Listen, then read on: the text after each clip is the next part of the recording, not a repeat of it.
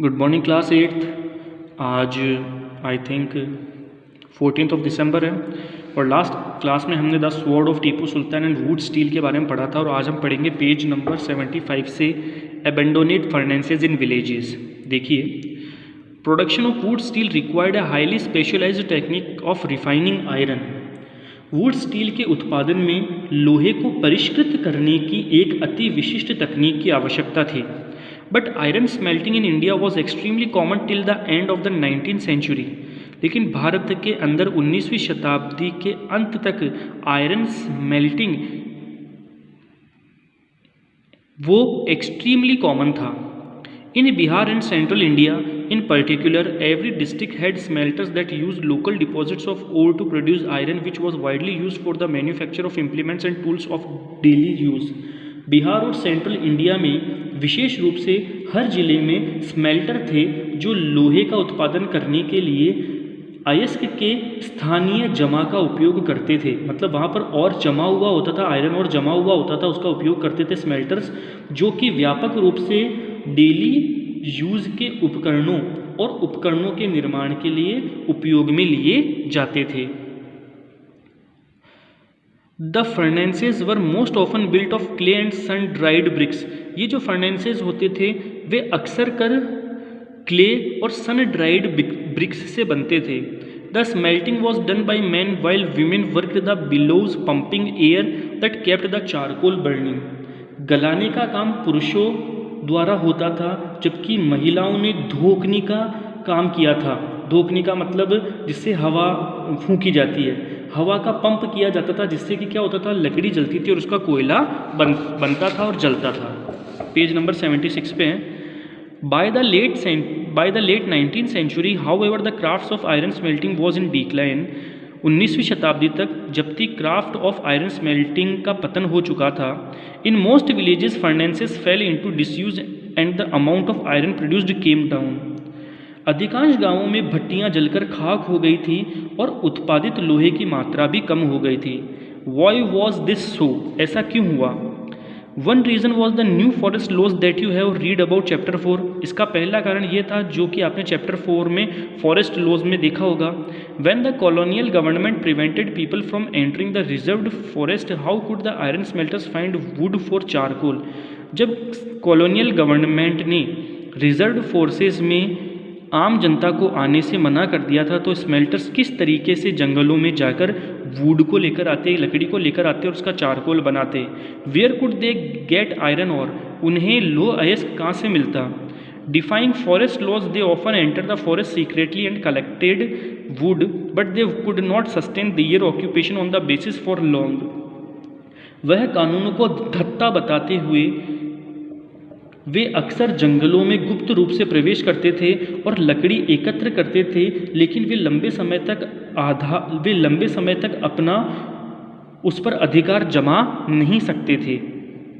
Many gave up there craft and looked for other means of livelihood. उनमें से बहुत सारों ने अपने क्राफ्ट्स को छोड़ दिया और अपनी आजीविका को चलाने के लिए अलग माध्यमों को ढूंढने लगे। In some areas the government did grant access to the forest. कुछ एरियाज़ में गवर्नमेंट ने, कुछ जंगलों के एरियाज़ में गवर्नमेंट ने इन व्यक्तियों को यहाँ पर आने जाने की परमिशन दे दी। But the iron smelters had to pay a very high tax to the forest department for every furnace they used. लेकिन आयरन स्मेल्टर्स को फॉरेस्ट डिपार्टमेंट को बहुत ही ज़्यादा मात्रा में टैक्स देना पड़ता था अगर वो यहाँ के फर्नेस को यूज़ करते थे। कहाँ के? उन रिजर्व्ड फॉरेस्ट के। Moreover by the late 19th century iron and steel was being imported from Britain. Moreover by the late 19th century में आयरन और steel was being imported from Britain. Iron और steel Britain से आयात होते थे। Iron smiths in India began using the imported iron to manufacture utensils and implements. भारत के जो लोहार थे अब वो ब्रिटेन से आए हुए लोहे का यूज़ करते थे ताकि वे यहाँ पर यूटेंसिल्स बना सकें, बर्तन बना सकें और लोहे के इम्प्लीमेंट्स बना सकें। This inevitably lowered the demand for iron produced by local smelters। This inevitably lowered the demand for iron produced by local smelters. इसकी वजह से क्या हुआ कि लोकल स्मेल्टर्स जो भारत का आयरन का यूज़ कर रहे थे यूटेंसिल्स और इम्प्लीमेंट्स बनाने के लिए, उनकी डिमांड कम होती गई। By the early 20th century the artisans producing iron steel faced a new competition. 20वीं शताब्दी में जो मजदूर आयरन और स्टील का प्रोडक्शन कर रहे थे, उन्होंने एक नए कंपटीशन को देखा। पेज नंबर 77 से, iron and steel factories come up in India.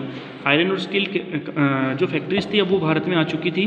The year was 1904, यह 1904 की बात है। In the hot month of April, Charles Weld an American geologist and Dorabji Tata the eldest son of Jamsetji Tata were travelling in Chhattisgarh in search of iron ore deposits.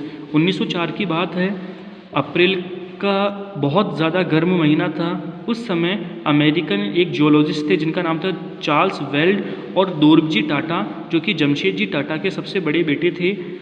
वे छत्तीसगढ़ के अंदर यात्रा कर रहे थे ताकि उन्हें यहाँ पर लोहा अयस्क का लोहा मिल जाए, लोहे के कुछ ऐसे मिल जाए जहाँ पर वो क्या कर सके, इसकी फैक्ट्री डाल सके। They had spent many months on a costly venture looking for sources of good iron ore to set up a modern iron steel plant in India। उन्होंने बहुत सारे महीने छत्तीसगढ़ के अंदर ही बिताए ताकि उन्हें गुड आयरन ओर के सोर्सेज वहाँ पर मिल जाए ताकि वे भारत के अंदर आयरन और स्टील का प्लांट डाल सके। Jamshedji Tata had decided to spend a large part of his fortune to build a big iron and steel industry in India। Jamshedji Tata ने इस चीज़ का डिसाइड कर लिया था कि वे इस स्टील और आयरन इंडस्ट्री को भारत के अंदर बनाने में अपनी जो जायदाद है उसका एक बहुत बड़ा हिस्सा खर्च करेंगे। But this could not be done without identifying the source of fine quality iron ore. लेकिन ये तब तक नहीं हो सकता था जब तक उन्हें बहुत ही अच्छी क्वालिटी का आयरन ओर नहीं मिल जाता। One day after traveling for many hours in the forest, Weld and Dorji came upon a small village and found a group of men and women carrying basket loads of iron ore। एक दिन जब weld और दोरबजी forest के अंदर travel कर रहे थे तो वे गांव में पहुंचे जहां पर उन्होंने एक मैन और वुमेन का एक ग्रुप देखा जिनके हाथों में बाल्टियां थी और उस बाल्टियों के अंदर आयरन ओर था। These people were the Agarias, ये पीपल अगेरियस थे। When asked where they had found the iron ore, जब उनसे पूछा गया कि आपको आयरन ओर कहाँ से मिला, the Agarias pointed to a hill in the distance, तो अगेरियस ने एक पहाड़ की तरफ इशारा किया। Weld and Dorabji reach the hill after an exhausting track through dense forest. Weld और दोरबजी एक पहाड़ के पास पहुँचे जो कि घने जंगल में था। On exploring the hill the geologist declared that they had at last found what they had been looking for. जब उस हिल को एक्सप्लोर किया गया तो जियोलॉजिस्ट ने ये डिक्लेयर कर दिया कि वे इतने दिनों तक जिस चीज़ की खोज कर रहे थे वो उन्हें मिल चुका है। Rajhara hills had one of the finest ores in the world. Rajhara hills एक फाइनेस्ट आयरन ओर का एक बहुत बड़ा हिल है दुनिया के अंदर। But there was a problem, लेकिन वहाँ पर एक परेशानी थी। The region was dry and water necessary for running the factory, कि वह जो रीजन था वह बहुत ड्राई था और फैक्ट्री को चलाने के लिए उन्हें पानी की भी ज़रूरत थी। Was not to be found nearby, जो कि उसके आसपास में कहीं पर भी नहीं था। The Tatas had to continue their search for a more suitable place to set up their factory. फिर भी टाटाज ने इस चीज़ को खोजने में अपनी असमर्थता नहीं जताई और वे लगातार कोई सूटेबल प्लेस देख रहे थे ताकि वे अपनी फैक्ट्री को खोल सके। However the Agarias helped in the discovery of a source of iron ore that would later supply the Bhilai steel plant. हालांकि अगेरियस ने लो अयस्क के स्रोतों की खोज में मदद की जो बाद में भिलाई इस्पात संयंत्र की आपूर्ति करेगा। A few years later, a large area of forest was cleared on the banks of the river Subharnrekha to set up the factory and an industrial township। कुछ वर्षों बाद उन्होंने क्या किया कि जंगल के एक बहुत बड़े एरिया को क्लियर किया जो कि सुभररेखा नदी के पास में था और उन्होंने वहीं पर अपना इंडस्ट्रियल टाउनशिप स्थापित कर दिया जिसे जमशेदपुर के नाम से जाना जाता है। Here there was water near iron ore deposits, यहाँ पर आयरन और डिपॉजिट के पास में पानी था। The Tata iron steel company TISCO that came up begin producing steel in 1912, और इन्होंने अपनी कंपनी का नाम रखा the Tata iron steel company TISCO, जिन्होंने 1912 के अंदर आयरन और स्टील का प्रोडक्शन स्टार्ट किया। TISCO was set up at an opportune time, TISCO की स्थापना एक उपयुक्त समय पर की गई थी। All through the late 19th century India was importing steel that was manufactured in Britain. Expansion of the railways in India had provided a huge market for rails that Britain produced. ठीक है, 19वीं शताब्दी के अंत में India steel का आयात कर रहा था जो ब्रिटेन में निर्मित किया गया था। भारत में रेलवे के विस्तार ने रेल के लिए एक बड़ा बाजार प्रदान किया था जो ब्रिटेन ने उत्पादित किया था। For a long while, British experts in the Indian railways were unwilling to believe that good quality steel could be produced in India. बहुत समय तक ब्रिटिश एक्सपर्ट्स यह बात मानने के लिए तैयार ही नहीं थे कि भारत के अंदर गुड क्वालिटी का स्टील का प्रोडक्शन हो सकता है। By the time TISCO was set up the situation was changing. जब टिस्को का सेटअप हुआ ये चीज़ बदली। In 1914 the first world war broke out. 1914 में पहला विश्व युद्ध हुआ। Steel produce in Britain now had to meet the demands of war in Europe. जो स्टील ब्रिटेन के अंदर प्रोड्यूस हो रहा था अब उसकी डिमांड यूरोप के अंदर भी हो रही थी। So imports of British steel into India declined dramatically and the Indian railway turn to TISCO for supply of rails. इसलिए भारत में ब्रिटिश स्टील के आयात में नाटकीय रूप से गिरावट आई और भारतीय रेलवे रेल की आपूर्ति के लिए टिस्को में बदल दिया। As the war dragged on for several years, Tisco had to produce shells and carriage wheels for the war. जब ये फर्स्ट वर्ल्ड वॉर बहुत वर्षों तक चला तो टिस्को ने क्या किया, बहुत सारे शेल्स बनाए और कैरिज व्हील्स बनाए वॉर के लिए। By 1919 the colonial government was buying 90% of the steel manufactured by TISCO. 1919 तक कॉलोनियल गवर्नमेंट ने टिस्को से लगभग 90% तक का स्टील ले लिया था। Over time TISCO became the biggest steel industry within the British Empire. समय के अंतराल में ब्रिटिश एम्पायर में सबसे बड़ी जो स्टील इंडस्ट्री थी वो टिस्को थी। In the case of iron steel as in the case of cotton textiles industrial expansion occurred only when British imports into India declined and the market for Indian industrial goods increased. लोहा और इस्पात के मामले में जैसे कि सूती वस्त्रों के मामले में औद्योगिक विस्तार केवल तब हुआ जब भारत में ब्रिटिश आयात में गिरावट आई और भारतीय औद्योगिक वस्तुओं के लिए बाजार में वृद्धि हुई। This happen during the first world war and after. यह प्रथम विश्व युद्ध के दौरान हुआ और उसके बाद में हुआ। As the nationalist movement developed and the industrial class became stronger. जैसे नेशनलिस्ट मूवमेंट डेवलप हुआ और इंडस्ट्रियल क्लास स्ट्रॉन्गर हुई, the demand for government protection became louder. तो गवर्नमेंट के प्रोटेक्शन की डिमांड और भी ज़्यादा होने लगी। Struggling to retain its control over India, the British government had to concede many of this demands in the last decades of colonial rule.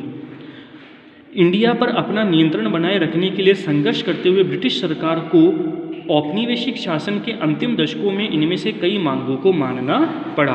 तो class 8 ये हमारा चैप्टर 6 भी हो चुका है और पास्ट का, और अब हम इसके क्वेश्चन आंसर्स देख रहे हैं। ठीक है, क्वेश्चन आंसर्स मैंने लिख दिए हैं और मैं अभी आपको इसकी ग्रुप के अंदर पिक भी सेंड कर दूंगा। आपको इसको कंप्लीट करना है और अब हम जो नया चैप्टर है वो हम हमारी नेक्स्ट क्लास से पढ़ेंगे। ये हमारे क्वेश्चन आंसर्स हैं, ये देख लीजिए, एक वीडियो के अंदर भी देख लीजिए। ये आंसर नंबर फर्स्ट है ऊपर, फिर ये आंसर नंबर सेकंड है, ये आंसर नंबर थर्ड और ये फोर्थ है। ठीक है, फिफ्थ वाला जो है फिफ्थ वाला आंसर भी मैं आपको बता देता हूँ, वो फिल इन द ब्लैंक्स है, तो आपको वो खुद ही भरने हैं। ये देख लीजिए फिफ्थ वाले आंसर, ये 3 है। ठीक है, नेक्स्ट देखिए सिक्स्थ वाला, ये सिक्स्थ वाला आंसर है। सिक्स्थ का A B ये C D, सिक्स्थ के 4 पोर्शन है। सेवन्थ वाले में आइए, ये सेवन्थ वाला आंसर है। ये 8th वाला आंसर है, 8th में 3 पोर्शन है A B C। 9th में आइए, 9th में 5 पोर्शन है A B C D E। ये 9th का A, ये 9th का B और C और D, और ये 9th का E। 10th में आइए, 10th में 4 पोर्शन है A B C D, ये 10th। ठीक क्लास, और ये 11th का आंसर है,